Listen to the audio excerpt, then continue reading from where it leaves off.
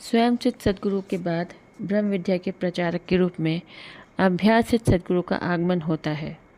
अभ्यासित सद्गुरु वह होते हैं जिसने नित्यानंद सद्गुरु से उपदेश प्राप्त करके अपने प्रबल पुरुषार्थ से विहंगम योग समाधि में परब्रह्म का साक्षात्कार कर लिया हो।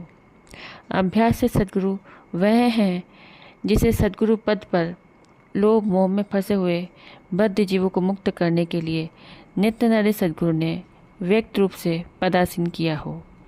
ऐसे सद्गुरु ब्रह्म विद्या की गुप्त धारा को प्रकट करने वाले होते हैं। सद्गुरु प्रभु के रूप होते हैं। साधक अभ्यासी जीव जब साधना के विशेष मंडल में पहुंचता है तो प्रथम सद्गुरु का दर्शन होता है। सद्गुरु किसी ऐसे पुरुषार्थी योग अभ्यासी के ऊपर प्रसन्न हो जाते हैं जो केवल वर्तमान समय में ही योग अभ्यासी नहीं होता, बल्कि वह कई जन्मों से योग का अभ्यास करता रहता है और कई बार योग भ्रष्ट भी हो चुका होता है। परमदेव की कृपा कटाक्ष से उनकी छत्र छाया में ब्रह्म विद्या का पूर्ण ज्ञान प्राप्त करता है और योग के हर तत्व का अन्वेषण करता हुआ समाधि अवस्था को प्राप्त करता है और अखंड समाधि में निमग्न हो जाता है। तब नित्यानंद सद्गुरु अपने अधिकार से उन्हें सद्गुरु पद पर पदासीन करते हैं। उन असंख्य त्रस्त जीवों को चेताने का अधिकार देते हैं जो अपना स्वरूप तक भूल गए हैं। ऐसे जीवों को ज्ञान दे अभ्यास करा मुक्ति धाम में भेजना उनका प्रधान कार्य हो जाता है। सद्गुरु जिसे वरण कर लेते हैं, जिस पर प्रसन्न हो जाते हैं, उसे उतना ही देने से संतुष्ट नहीं होते।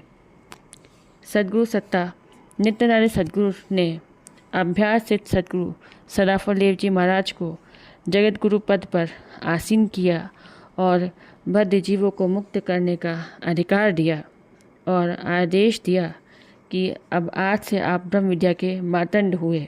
आपको जगत गुरु का पद प्रदान किया जाता है। आप ब्रह्म विद्या का विश्व प्रचार करें और मुमुक्ष हंसों को सद्गुरु के ज्ञान द्वारा मुक्ति धाम में भेजें, जो जगत गुरु का कार्य होता है। इस प्रकार श्री स्वामी जी नित्यानंद सद्गुरु द्वारा अभ्यास सद्गुरु का पद ग्रहण कर विश्व प्रचार में लग गए। आपने संकल्प किया कि 1,00,000 जीवों को मुक्ति धाम में भेजूंगा और तब मैं अपने मुक्ति में जाने का विचार करूंगा। बोलिए सद्गुरुदेव की जय।